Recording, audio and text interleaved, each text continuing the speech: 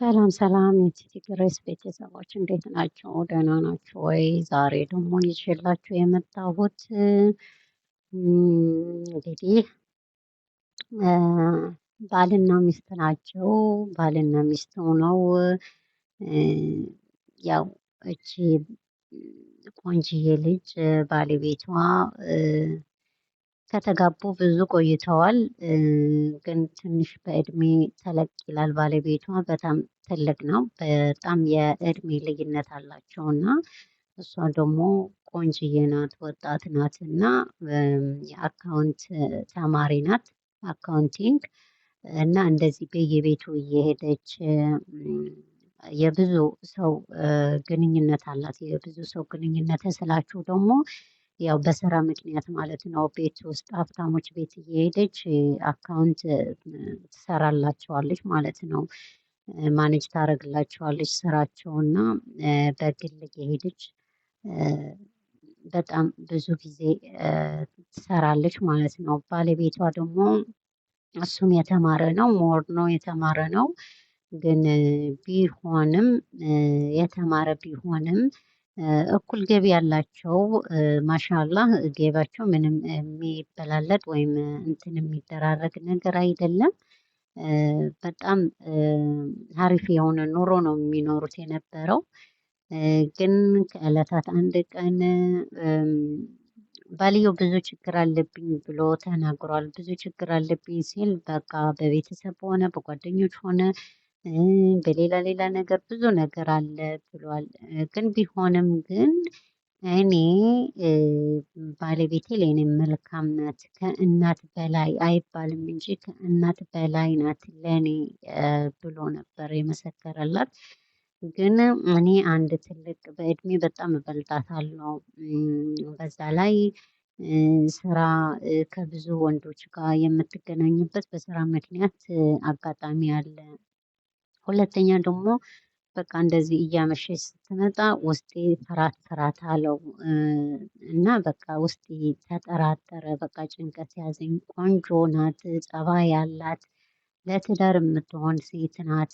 ግን ቢሆንም ግን በስራ ምክንያት ከብዙ ሰዎች ጋር ግንኙነት ስላላት ውስጤ እንደው ስጋት ያዘውና እንደው አረጋግጬ ውስጤን ቁርጤን ባቅ ብዬ ነው እንጂ እስካሁን ድረስ ያለው የኔና የባለቤቴ ግንኙነት በጣም በጣም መልካም ናት። በጣም መልካም ናት። እናት እናት ናት። በቃ ምንም ያጎደለችብኝ ነገር የለም። ምንም ያነሰኝ ነገር የለም። ሁሉም ነገር ሙሉ ነው። ደስ ብሎኝ ነው የምኖረው እሷ ጋር ብሎ መሰከረላት። ታዲያ ለምን ጠረጠርካት? ለምን ውስጥ ፍርሃት ያዘ? ጸባዩ ካልተቀየረ ትልቅ ነህ ብላ ሌላ ሌላ ነገር ወጣ ያለ ድርጊቶች ካላየህባት እንዴት ልትፈትናት ልትጠረጥራት ቻልክ?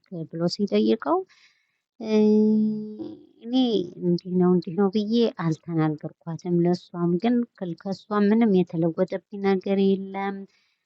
ያው ስራችን አንድ አይነት ቢሆንም እኔም የተማርኩ ነኝ፣ እሷም የተማረች ናት። ገቢያችንም ተመጣጣኝ ነው። የእሷም የኔም ተመጣጣኝ ገቢ ነው ያለን።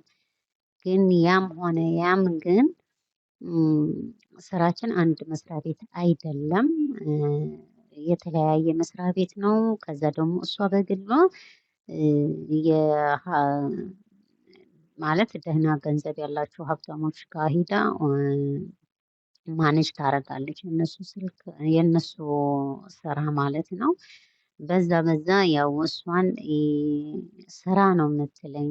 ጊዜ አሳልፋ ሰዓት እላፊ አልፎ አልፎ ትመጣለች። አምሽታ በጣም አምሽታ ትመጣለች እና ሰዓት እላፊ በጣም ትመጣለች እና ምነው ስላት ስራ ነው ትለኛለች። ይሄን ትንሽ ውስጤ ፈራ። ጸባይ ያላት ቆንጆ ናት። እሷም እንኳ ባትፈልግ ወንዶቹ አተናኩሏት እንደው ትዳሬ እንዳይፈርስ በመጠራጠር ነው እንጂ ምንም ያጎደለችብኝ ነገር የለም ብሎ ተናግሯል። ባይ ዘ ወይ እሷ ጋር አብሮ ያለው ፈታኝ ነው፣ እየተፈተነች ነው። እሷ ግን ለስራ ነው ብላ የመጣችው። ስለ ስራ ነበር ስታወራው የነበረው። እሱ ግን ስለ ውበቷ፣ ስለ ቁመናዋ፣ ስለ ሁሉም ነገሯ እ፣ ሲነግራት ሲነግራት ሲያስረዳት ነው የነበረው። ምን አለፋችሁ በቃ ሊያሳስታት ብዙ ተንኮሎች፣ ብዙ ነገሮች እያደረገ ነው። ግን እውነት እውነት በጣም ነው ያደነኳት። ማሻአላህ ብያለው። እንግዲህ እንደዚህ አይነት መልካሞች፣ ለትዳራቸው ታማኝ፣ ለቤታቸው ታማኝ፣ ለስራቸው ታማኝ ሴቶችም አሉ። እንግዲህ እንደነ ሄሉሜላም የትዳር መሀል ገብተው ትዳርን የሚያፈርሱ ሳይሆን እንደዚህ ለትዳራቸው ታምነው ባላቸው አክብሮ ቤተሰባቸው አክብሮ የሚኖሩ ሴቶችም አሉ።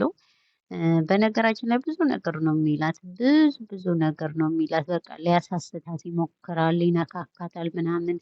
ከዛ መጨረሻ ላይ ግን በቃ ያልታሰበ ነገር ነው የተፈጠረው። እስከ መጨረሻ ዩትም እንዴት እንደምታደርገው እና ባልየውም ስለሷ ደግነት፣ ስለሷ ጥሩነት፣ ስለሷ ውበት፣ ቁመና ምናምን በቃ አንስቶ አይጠግብም። ያው ትንሽ ባለቤቷም የተጠራጠረው እሷ ትንሽዬ ናት፣ እሱ ደግሞ ትልቅ ነው። ያው በእድሜ በኩል ማለት ነው። በእርግጥ እሱ ትንሽ ተለቅ ይላል፣ እሷ ደግሞ ወጣት ናት። ስለዚህ ከእንደነዚህ አይነት ወጣቶች ስለምትገናኝ ምናልባት እሱ ትልቅ ነው እያሉ እኔን እንዳያጣጡልኝ ምናምን የሚል ውስጡ ፍራቻ ይዞት ነው። እሷ ግን ያው ከማንም ቤትም ብትሄድ ያው ለስራዋና ለስራዋ ለእንጀራዋ ነው እንጂ ለሌላ ምንም ቦታም የላትም። ልጅቷ በጣም የምትገርም ልጅ ናት። እሱ ግን በጣም ይጥራል። በቃ በጣም ብዙ ነገር ነው የሚላት ያለው። በቃ በጣም ብዙ ነገር እያላት ነው።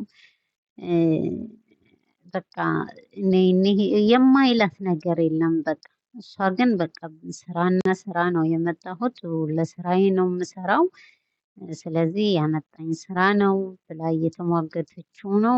እንግዲህ ይህን እሰጥሻለሁ፣ እንዲህ አደርግልሻለሁ እያለ በጥቅማ ጥቅም ለማታለል ሞክሯል። በመነካካትም ሞክሯል። ያም ሆነ ይህም ግን ፈተናው በሚገርም በእሳት ተፈትና ነው ያለፈችው። እውነት በጣም የሚገርም ሴት ናት። እኔ በጣም ነው ደስ ያለችኝ። መልካም ምርጥ የዚህ አመት መልካም ሴት ብያታለሁ እኔ በበኩሌ። ፓርትቱ አለው። ፓርትቱ ይዤላችሁ እመጣለሁ። እንግዲህ መጨረሻ ላይ በጣም የሚገርም ነገር ነው። በቃ በግድ ሊነካካት ምናምን ሲፈልግ በቃ መጨረሻ ላይ በጥፊ መትታ ነው የምትሄደው። በኋላ ባለቤቷ ይመጣል። ከባለቤቷም ብዙ ነገር ችግር ይፈጠራል። እዚህ ላይ ትመታዋለች። በቃ መታችው። በጣም ደስ የምትል ነገር ናት። የት አባቱ እዚህ መጣና አሁን ባለቤቷ ይመጣል። ባለቤቷ ሲመጣ በጣም ነው የምትደነግጠው። በጣም ከዛ በኋላ እንግዲህ ፓርትቱ ደግሞ ይዤላችሁ እመጣለሁ፣ ይቀጥላል ይባላል። እንግዲህ ኢንሻአላህ ይዤላችሁ እመጣለሁ። እናንተ ላይክ፣ ሸር፣ ሰብስክራይብ አድርጉ፣ አትጥፉ። ኮመንት አድርጉልኝ፣ በኮመንት መልስላችኋለሁ ሁላችሁም። እና እንግዲህ አበረታቱን። እንግዲህ ኮመንት አድርጉልኝ፣ ኮመንታችሁ አነባለሁ። ላይክ፣ ሰብስክራይብ፣ ሸር አድርጉልኝ። እንግዲህ ተባብረን ተጋግዘን እናድጋለን ብዬ አስባለሁ። እንግዲህ አብሽሩ። ሁሉንም ከትንሽ ጀምሮ ወደ ትልቅ ደረጃ የሚደርሱትን እንደዚህ እያሉ ነው እና እኛ እርስ በርሳችንም እንተባበር፣ እንተጋገዝ። እላችኋለሁ። እንግዲህ በርቱ፣ እወዳችኋለሁ።